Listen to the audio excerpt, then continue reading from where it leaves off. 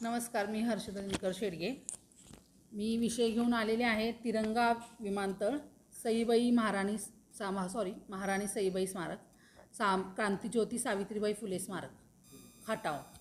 आणि ह्या विषयाबाबत आपण गेली 1.5 वर्ष लढा देत आहोत. आणि तिथले विद्यमान आमदार महेश शिंदे साहेब यांची मी दीड एक महिन्यापूर्वी एक प्रेस घेतली होती. त्यांनी मला सदर विषय करण्यासाठी विरोध दाखवला आहे की तुम्ही कोरेगावात येऊ नका, कोरेगावात काही कामं करू नका, असं त्यांनी मला विरोध ते कलेक्टर ऑफिसच्या इथे नियोजन भवनच्या इथे असं बोलून विरोध दाखवला होता त्याबाबत. आणि सतत महिलांना असलेला विरोध, त्याच्यानंतर आज सावित्रीबाई फुले किंवा महाराणी सईबाई ह्याही महिला आहेत, हर्षदा शेडगे पण एक महिला आहे. आज ते सरकारची योजना लाडकी बहीण योजनाला स्कूटनीची धमकी, आज महिलांना म्हणजे एवढं का तुम्ही अग्रेसिव्ह होता? डायरेक्ट स्कूटनी करणार, म्हणजे जे तुमच्या अगेन्स्ट काम करणार त्यांची स्कूटनी करणार, तुम्ही त्या कार्यकर्त्याच्या आया बहिणींची स्कूटनी करणार आणि तिला तुम्ही लाडकी बहीणमधून काढून टाकणार. त्यांना ना जरा भान नाही आहे की तुम्ही आज 5 वर्षासाठी सरकारनं तुम्हाला निवडून दिलेलं आहे. तुम्ही आज जनतेला सरेआम धमक्या देता आणि म्हणता की मी असं करणार, स्कूटनी करणार. तुम्ही एकटं सरकार नाही आहे, सरकारमध्ये आपल्या 42 मंत्री असतात, कॅबिनेट विथ राज्यमंत्री. तुम्ही तर आज कुठल्याही मंत्रिपदाच्या दर्जावर नसून तुम्ही जनतेला इतकं कंट्रोल में ठेवता, कोरेगाव खटाव जनतेला कंट्रोल में ठेवता. त्याच पद्धतीने तुम्ही मला पण धमकी दिली की तुम्ही कोरेगाव खटाव में ॲक्टिव्ह होऊ नका. पण आणि माझ्या प्रेसनंतर तुम्ही दुसऱ्या 24 तासाच्या आत दुसरी एक प्रेस घेतली होती. त्यात महेश शिंदे म्हटले की मी पुढे करणाऱ्यांचा करेक्ट कार्यक्रम करणार. आणि मला जिल्ह्यातून जवळजवळ 60 फोन आले की आज तुमची प्रेस झाली आणि असं बोलले. आज तुम्ही मराठा क्रांतीचे अध्यक्ष असून, आज तुम्ही संभाजी महाराजांचे अध्यक्ष असून जनतेला इतका राग आलेला आहे, तुम्हाला ते करेक्ट कार्यक्रमाचं बोलले.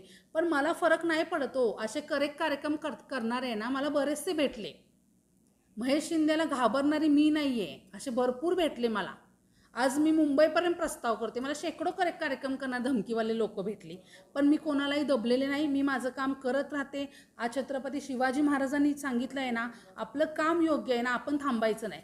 कोण काय धमक्या देतो, तुम्ही करेक्ट कार्यक्रम, माझं उलट आज महेश शिंदे भाऊंना सांगणं आहे की तुम्ही माझा जो करेक्ट कार्यक्रम करणार त्यात केस आहेत की कसूर ठेवू नका.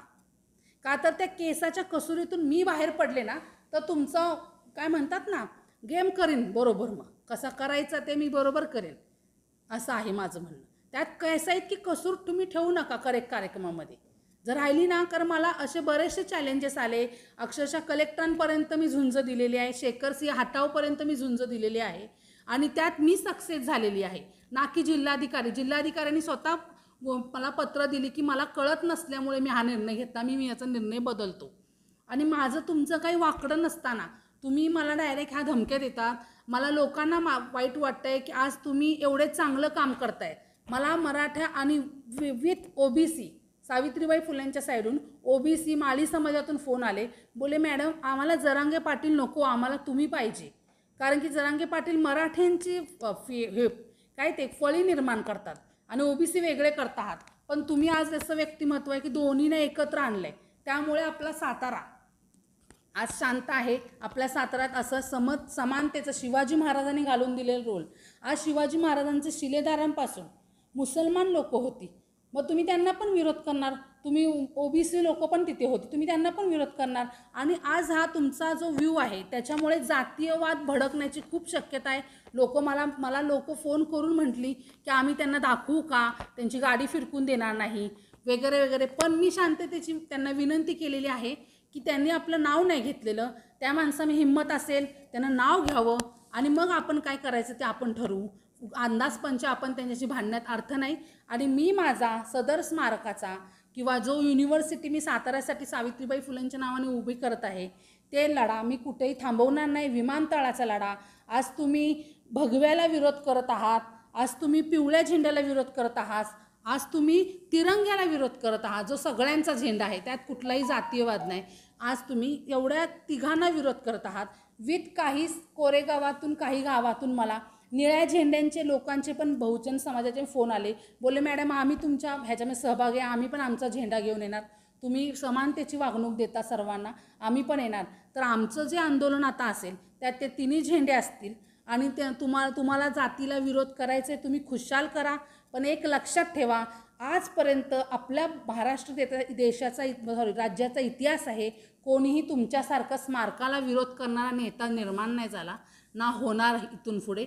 पण तुम्ही करत आहात, हे फार लज्जनीय बाब आहे. आणि ते माझ्या तालुक्याला, की माझा जन्म आज कोरेगावचा आहे, तिथं असा आमदार भेटला. मला फार लाज वाटते की असा आमदार. आणि एक सामान्य व्यक्तीला मी आज एक फक्त काम करते, माझा हा मोटिव्ह नाही की माझं काम बघा आणि मला मतं द्या, मला आमदार करा. हा तुमचा मोटिव्ह आहे, मला माझा विकास करा, मग मी तुमचा विकास करणार. हे तुमचं गणित आहे. हे गणित जनताच मोडीत काढेल. आणि आम्ही सदर 2 ऑक्टोबर 2024 रोजी तुमच्या विरुद्ध सर्व झेंडे, आज जातीयवाद न उसळवता भगवा, पिवळा आणि निळा आणि सर्वांचा राजा तिरंगा. तुमच्या वाईफने मला व्हिडिओ आले लोकांचे, तांदूळवाडीतून सगळं आलं, अक्षरशः तो भगवा पुढे फडकवला, इथे तिरंगा बांधून ठेवलेला आहे, माझ्याकडे तो व्हिडिओ पण आहे. तर त्याबाबत पण मी तिरंग्याला, मग तुमचा विरोध तर तिरंग्याला पण आहे, तुमच्या वाईफचा निदर्शनास आला, तुमचा अजून आलेला नाही आहे. पण तुम्ही विमानतळाला विरोध करत आहात, तर इनडायरेक्टली तुम्ही तिरंग्यालाही विरोध करत आहात. तर सर्व झेंडे एकत्र येऊन तुमच्या पुतळ्याचं दहन करणार आहे.